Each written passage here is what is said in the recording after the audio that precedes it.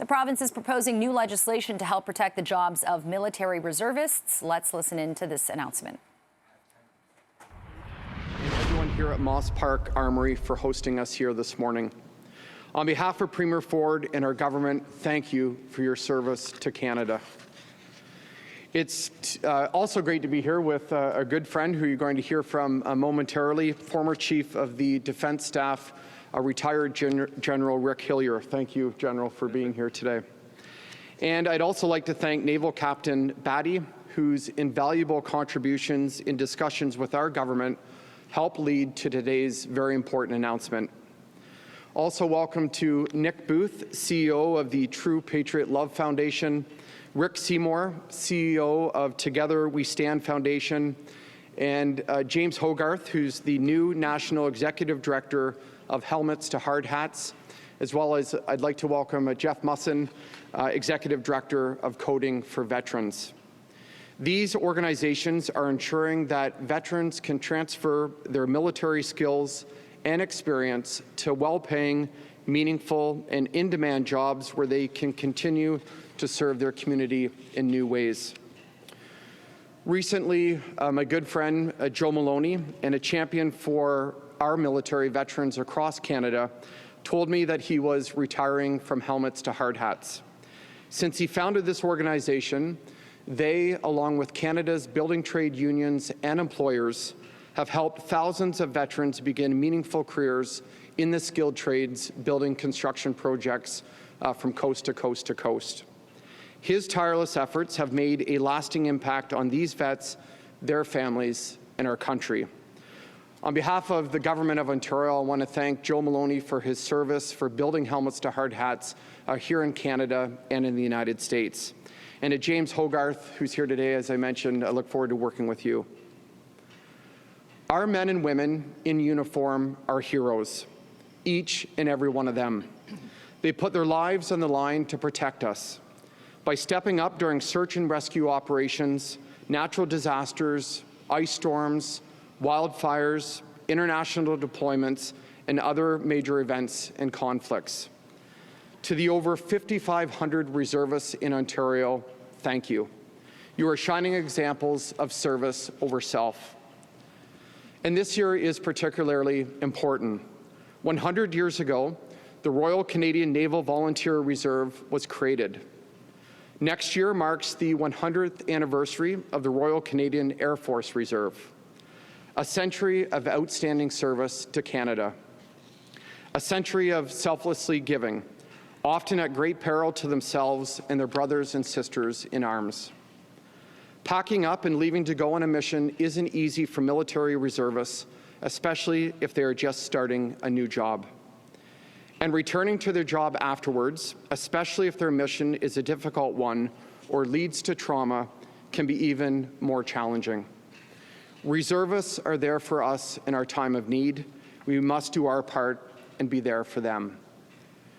Today, I'm pleased to announce that our government will be introducing legislation to make it easier for reservists to serve our country and ensure they have the time they need after to recover. This includes protecting the jobs of reservists who need to leave work immediately for a domestic emergency, even if it's their first day at a new job. Anyone who is willing to drop everything to help their neighbors should be rewarded and not punished. It's that simple. Our government is also introducing job protection so that reservists have time to recover after their deployment. This new leave would cover treatment and rehabilitation for both physical and mental health injuries or trauma. Of the 40,000 Canadian soldiers who deployed to Afghanistan, nearly 1 in 7 developed a mental health injury. Soldiers' mental health is no less important than their physical health. We are standing up for our frontline heroes while they protect us, and we are giving them, most importantly, peace of mind that their civilian jobs will be waiting for them when they are ready to come back. These newest set of changes will cover all military reservists, including those in military skills training and those stationed abroad. We are proud to make our reservist leave the most flexible and comprehensive in all of Canada.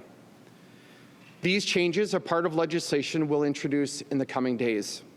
Together with other measures I've recently announced, like expanding cancer coverage for firefighters and improving employment services to help people on social assistance find work and build purpose-driven lives.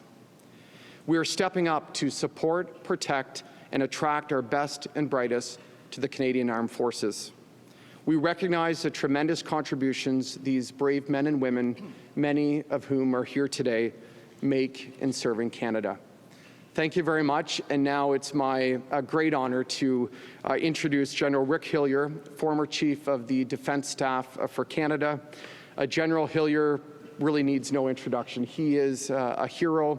He's been steadfast in serving our troops and Canadians from coast to coast to coast. And it really has been a personal honor of mine to be able to work with General Hillier in helping those in Ukraine because of that unprovoked war by Putin last year. So, General, thank you for joining us, and I'll turn it over to you. Thank you, everyone. Minister, thank you. Thank you. Well, ladies and gentlemen, good morning, and I really want to do very quickly just 4 things. Number one is I want to actually say thank you to Premier Ford, to Minister McNaughton, and to the Parliamentary Secretary here, Deepak Anand, for their leadership in making this initiative occur. And the initiative is a wonderful thing to do. It's not the complete sort of cure for everything that we need in the reserves and support to Canada and Canadians who serve in our nation's uniform, but it is a wonderful step to take, and it is a wonderful initiative. And these initiatives simply do not occur without leadership that is persistent, that is visionary, that actually gets things done, because bureaucracies can stifle and kill, and getting this legislation introduced is wonderful. And Minister, directly I want to say thank you to you and Parliamentary Secretary Anand, and pass my thanks, my heartfelt thanks to Premier Doug Ford, who I know has been supportive of this one. That's the first thing I wanted to do. The second thing I wanted to do is just to underscore the impact of an initiative like this. And yeah, the actions are important, but in a time frame in our nation when many men and women in uniform and those who are contemplating joining, whether a reservist or a regular force, don't feel entirely appreciated or supported, and sometimes feel put upon by the rest of the country and leave the burdens to be carried by those in uniform and their families alone, an initiative like this, almost no matter what, has a powerful, positive impact. And you can't sort of over-describe the value of that impact. It's powerful, it's wonderful, and it incites people to do their job, stand a little bit taller, be a little bit more proud, and actually stay a little longer if they were talking about taking their release, or maybe even join the Canadian Forces if they were already thinking about that, or maybe even think about joining the Canadian Forces if they never did.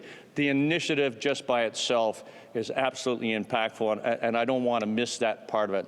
And point number 3 was, I'll say, even though the impact is incredible just from the initiative, the actual measures are pretty important too. And you know, hundreds of thousands of Canadians, our sons and daughters, have joined to serve in the reserves, have gone on operations domestically, gone on operations internationally, responded to emergencies in Canada's and Canadians' darkest hours, and they need the support that when they do that, their jobs are not going to disappear. When they come home, they're still going to have a career and a profession and a job and an appointment to go to, and that if during the operation they should suffer mental injury, physical injury, or need time to rehabilitate and recovery, their jobs are still going to be there and be protected. And yeah, there is a responsibility for each individual to talk to their employers and make sure there are no surprises, but when there's a domestic emergency in particular, those young men and women will stand by to serve immediately, and now they're going to be sure that their jobs are protected. And I think that's absolutely fundamentally incredibly important. And just think of what the reservists mean to Canada and the Canadian Armed Forces. I mean, you look behind here at the 48th Highlanders battle honors. I mean, really it is the history of our great nation. I mean, this regiment was formed, and there are a bunch of men and women over here in the back who look so good and so proud to be wearing the uniform and their regimental badges. This regiment was helped form Canada in the 1800s, you know, fought in World War I against tyranny. And you look at the battle honors. Look at this, Ypres, the Second Battle of Ypres in April of 1915, where this regiment was in the Canadian Division. There was only one division fighting at that time. And in April of 1915 was when the Germans attacked with poison gas for the first time in warfare. And the Canadian Division stood tall, including the men of the 48th Highlanders at that time. The British Army commander said, I actually sensed that the end was in sight. The Germans were going to break through. They'd head to the Channel. They cut off the British Expeditionary Force and the French forces and the Belgian forces there.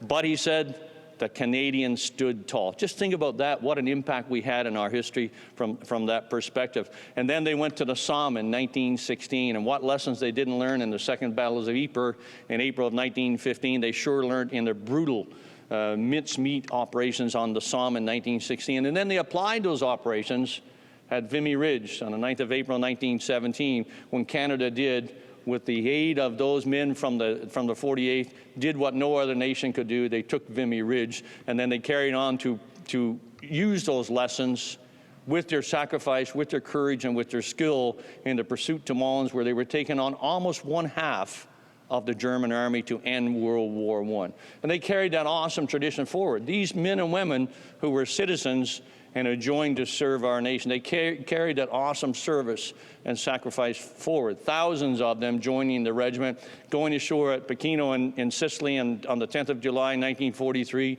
fighting through Sicily, fighting through mainland Italy, and some of the toughest fighting ever recorded in history. I mean, you look at the battles of Ortona on their battle honors here, and think about how brutal that fight was during Christmas of 1943, and going up the mountain at Cassino. And if you've ever been to Italy and looked at Monte Cassino and the dominant ground that the defenders, the Germans, occupied and that dominated the Liri Valley, you just marvel at the courage, at the persistence, at the no reverse mentality those men and women had. They were all reservists. They joined to serve our nation, and they've joined since in Korea and missions around the world during the 50s and 60s and 70s. And they've done every operation that we've ever been involved in, whether it's the Red River Valley flood in 1997 or the ice storm in 1998. Afghanistan, of course, they've served. And they deserve the protection when they sacrifice and serve for Canada that the legislation will actually give them. Lastly, I'd like to say, after thanking those men and women for what they do and the fact that this legislation is in support of them, is to say I hope this acts as an incentive to other provincial governments. I hope that every single province and territory across Canada and the federal government follow through on this initiative and enact similar legislation to make sure that we look after those citizen soldiers, as the minister called them, heroes all, who serve Canada and who do it so very, very well. Most Canadians don't know how extremely fortunate we are to have them serve in uniform. I want to thank those who are here in uniform for their service, and thank in general those who are not, and say, again, thank you to the Ontario government for the leadership in this kind of initiative. Thank you. All right, we've been listening in live at the Moss Park Armory. We just heard from retired General Rick Hillier speaking about this wonderful initiative, he says, that is being presented by the Ford government. Earlier, Labour Minister Monty McNaughton saying that in a few days they'll be introducing legislation to protect the jobs of reservists. For those who need to leave immediately for an emergency, they'll still have their job when they come back. Also, this will include treatment for rehab, for mental health support, as well as physical recovery.